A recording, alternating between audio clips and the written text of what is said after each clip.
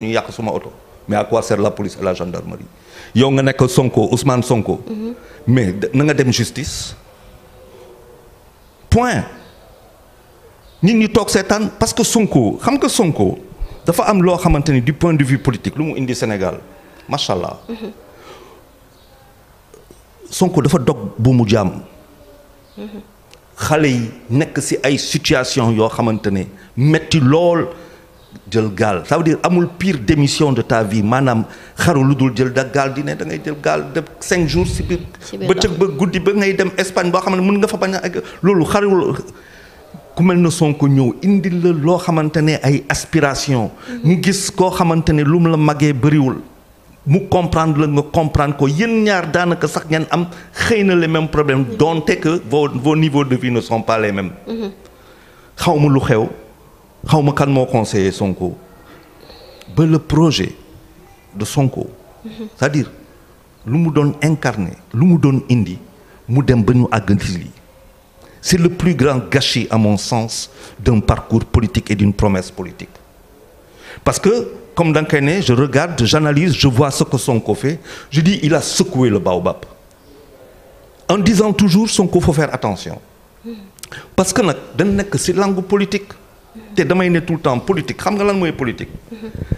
politique du boxe da ngay ñëw dañ lay ne oui amul dóor sous la ceinture amul dóor coup de coude amul dóor coup de pied amul dóor genou amul loxo rek la ñu tuddee ko noble art nga ñëw karaté ñu ne la karaté amul foqati amul kii nga ñëw judo ñu ne la amul dóor nga ñëw MMA da boo nekkee ci suuf sax kooku toog sa kaw du la dóor donc politique MMA la c'est-à-dire xeexu bande saleté yow boo duggee ci langue boobu ci politique bande saleté nga xam ne kii cour la yore kii yor kalachnikov kii yor canon mais foofu boo fa duggee yaa dugal sa bopp boo fa duggee dafa am loo xamante ne bu la ci fekkee bu la jekkoo dañ lay gaañ yooyu yaay def ba nga xamante ne dina metti ngeen jàpp ma foofu Sonko fa la dugg gars yi gis koo gis menace et c'est vrai Sonko jël xale yëpp mu am ay man boo ñëwee suma kër daanaka mais ñu gën a farle ñoo ëpp foofu ñu far sa Sonko suma kër mais ñoo j'ai un beau-frère boo xamante ni nos discussions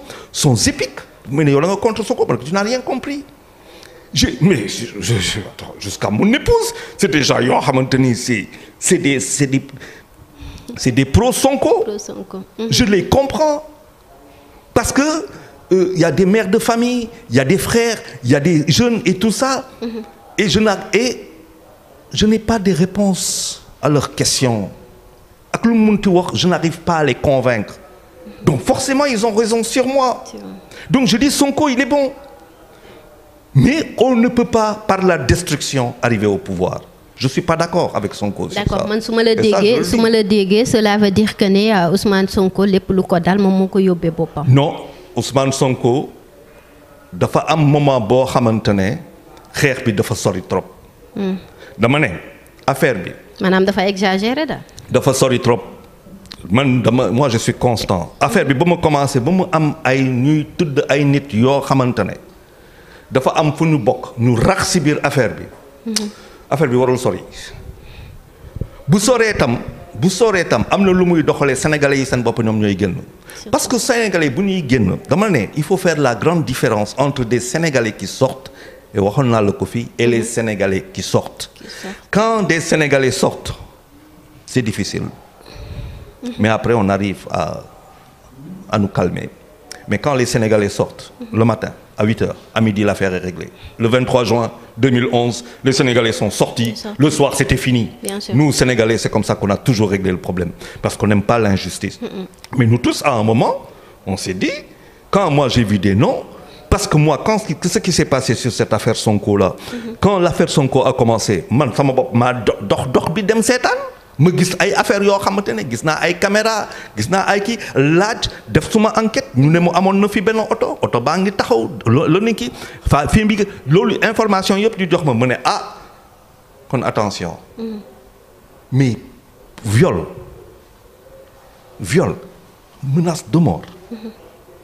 viol menace de mort ku Sonko en arrive à ça bu war a daanu ci kaw loolu dina ma jaaxal loolu tax ma ne bu demoon justice il aurait fallu qu'on prouve qui l'a violé et qui l'a menacé de mort. Et ça, c'est pas gagné.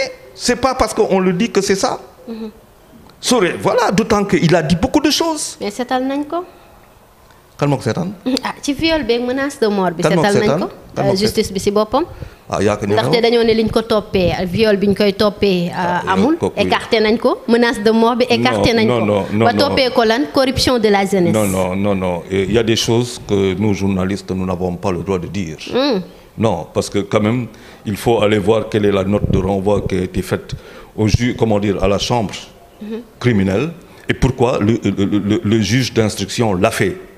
Il y a beaucoup de choses yoo xamante ne nag ñun journaliste dañu war a dem ba si biir xool parce que kii mun nga wax lii ma ne d'accord kii mun nga wax lii nga ne d'accord kii mun nga mais loo xamante ne moom le juge de siège bi jot ba moom en son intime conviction il puisse requalifier les faits en disant que munuma lii amul munuma nekk amul mais lii ak na parce que y a une orientation qui lui permet d'aller dans ce jugement là kooku c'est aux gens de droit loolu tax ma ne ce pays s'est affaissé.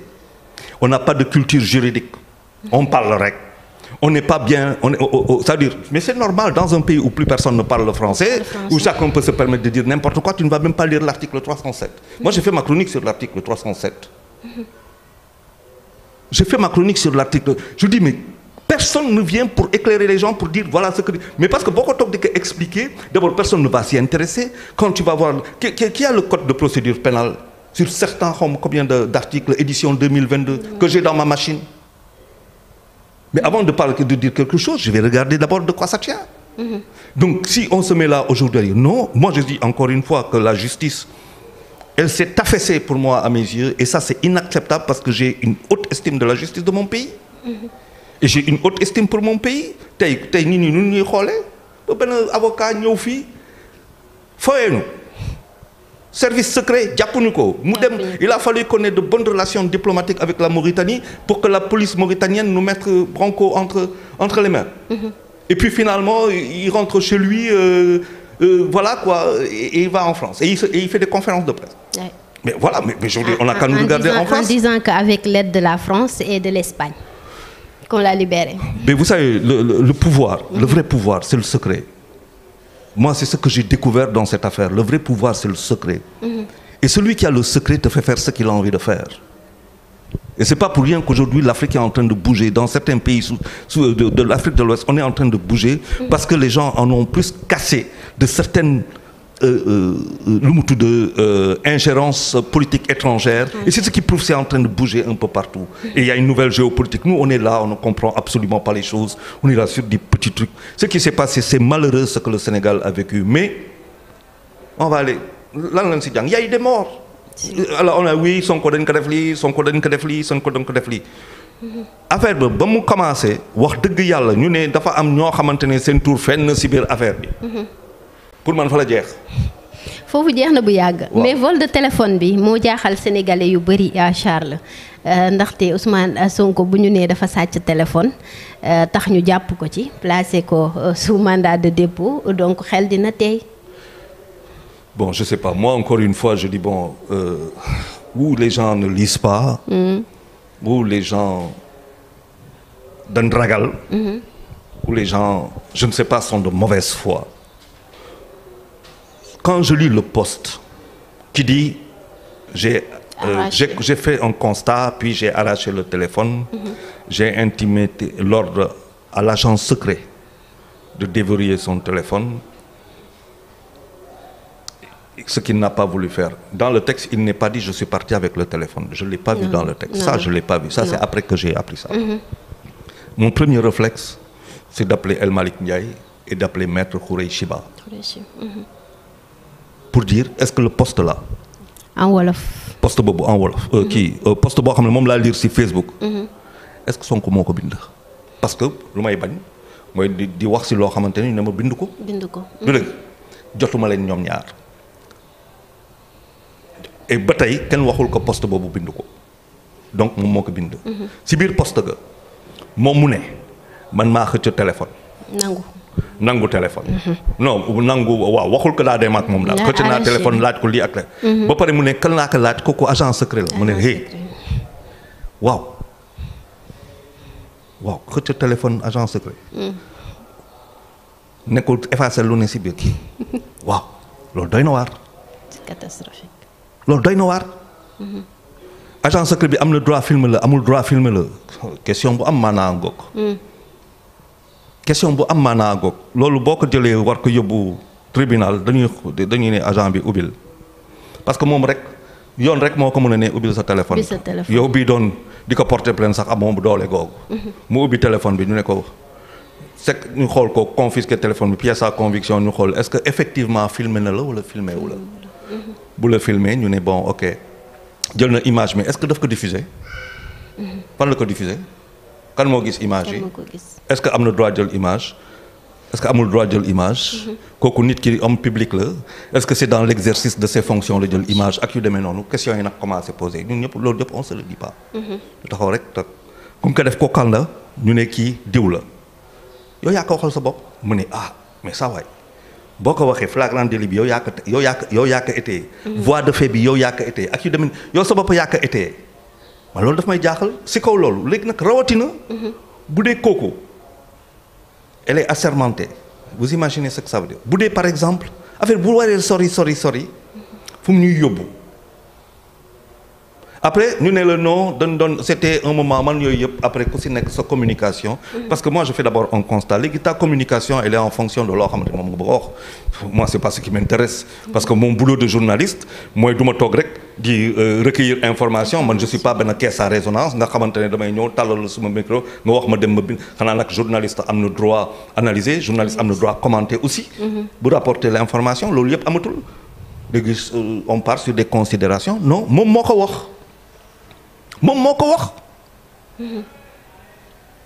léegi on n'a pas la version de l'autre partie. comment cela s'est passé. est-ce que xam nañ ko. voilà loolu yëpp xamuñu ko. pourquoi la gendarmerie mais il y a des questions yoo xamante ne ñun sax war nañ ci taxaw dans les minutes qui suivent dans l'heure qui suivent la gendarmerie décide de venir et tout ça le président de la République fan la nekk. Il n'est pas au Sénégal. La veille, il était en Russie.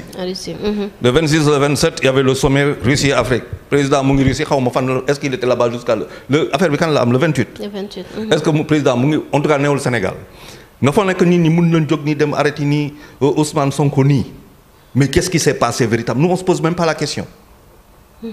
Hein? Pour nga dem arrêter Sonko nga xam ne nii lay demee du jaar ci président mu jaar ci ministre de la justice mu ñëw ci le procureur mais comment gars yi dem nii. on a frôlé peut-être quelque chose sans le savoir mais nous on est là on est tellement obnubilé par des questions ay superficielles dañ dem ba nga doon xam ne léegi Sénégal ñun ay buzz mais dëkk bi duñ ko dem sax ba fouiller man dama tiit keroog fii laa toog tiit. ñoo tiital. ah oui parce que dama ne mais bu dee Sonko daf ko def. pour ñu ñëw jàpp ko. yóbbu ko. ñu ñëw ñu jàpp ko yóbbu ko. buñ ko yóbbee tout de suite mu ëpp ñu yóbbu ko parce que buñ ko yóbbee gendarme buñ ko dee dañ ko jàpp yóbbu ko. mënuñ bu dee dañ koy ñu jàpp mais à partir du moment jàpp nañ ko kii rek ñu ne kii c'est un contumax. à partir du moment où tu dis kii c'est un contumax rek. parce que xamee nañ ko mais yoon dañ koy bind. ba ma toogee keroog tiit. di imaginer ba woo ñoon ñëpp pour d'abord me vérifier est-ce que moom moo def poste bi su ma xel mu ñëw ma ne mais. waaw xëy na Sonko dafa créer affaire boo xamante ne moo mën a tax ñu jàpp ko mu bañ a acquiescer maanaam se constituer ñu jël ko yóbbu ko fu mu koy def mu def opposition au greffe ne daan buñ ma daan reconnaître ma ko comme ça ñu éliminer le procès et on recommence le procès mais donte que am na leneen loo xamante ne créer na ko te moom moo ko waxal boppam te kum ko defal kooku takk der la si lu mu wax moom wala doon agent secret comme lu mu ko waxee te loolu nag bu amee tam da koy jural beneen complication mais complication bu mu koy jural aussi day nekk luy dem si procès bu ñuy waaj donc du coup Sonko contumax bi mu briser le premier procès anéantir ko war a dem si beneen procès mu am loo xamante ne Cour suprême nga koy xaar bu fekkente ne ñu ngi si wàllu politique aussi nga war ko analyser. ñu xam mu war a jur leneen noonu laa demee ba xalaat.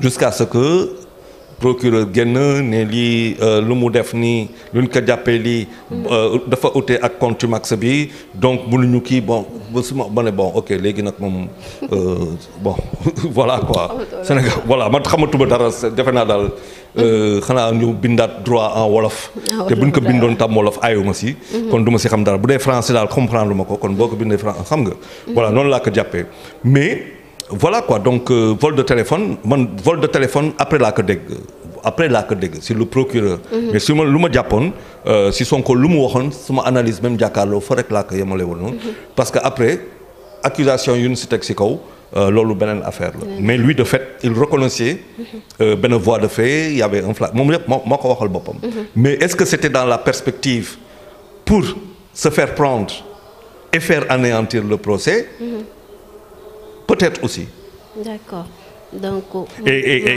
maanaam avocat yi c'est moom la preuve avocat yi maanaam moo orchestré ngir ñu jàpp ko non déet waxuma moo orchestré dama ne la perspective je peux mettre ça dans la perspective mais moom moo ko mën a dëgëral parce que nag on peut pas dire des choses avancer des choses comme ça man noonu laa ko xalaatee gannaaw loolu avocat yi d'ailleurs bu ñu jàppee son lu mu avocat yi lu ñu njëkk a wax contumace bi la ñu écarté ñu ne donc et dans cet esprit là noonu laa ko jàppee woon loolu ñu bëri ñoo xamante ni ñoo ma gën a màcc te pas que ñoo ma gën a màcc ñoom ñoo xam droit man xawuma ko ñoom loolu lañ wax léegi nag ñu déggal beneen affaire te damay ne bon droit du loolu quoi le droit est là pour tout le monde impartial donte Sonko bu ko defoon moo ko tey wala yu demee noonu droit doit s'appliquer dans la